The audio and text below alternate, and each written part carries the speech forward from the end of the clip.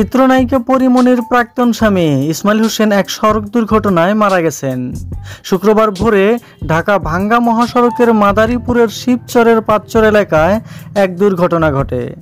Shibchar highway থানার officer in charge Shakil Ahmed এ তথ্য নিশ্চিত করে জানান, শুক্রবার ভোররাতে ঢাকা ভাঙ্গা মহাসড়কের মাদারীপুরের শিবচরের পাঁচচর এলাকায় দুর্ঘটনাটি ঘটে।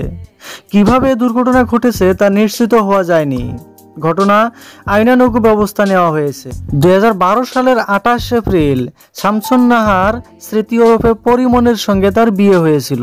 জানা গেছে, ইসমাইল তার বন্ধু মনিরকে নিয়ে বৃহস্পতিবার রাতে বাড়ি থেকে মোটর সাইকেল ঢাকায় নিয়ে যাচ্ছিলেন। ভোরে ঢাকা ভাঙ্গা এক্সপ্রেসওয়েতে পেছন থেকে একটি ট্রাক তাদেরকে ধাক্কা দিলে ইসমাইল ও তার বন্ধু মনির গুরুতরভাবে আহত হন।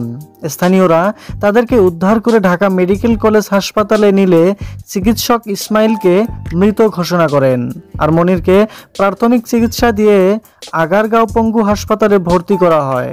পঙ্গু হাসপাতালে মনিরের একটি পা কেটে ফেলা হয়েছে।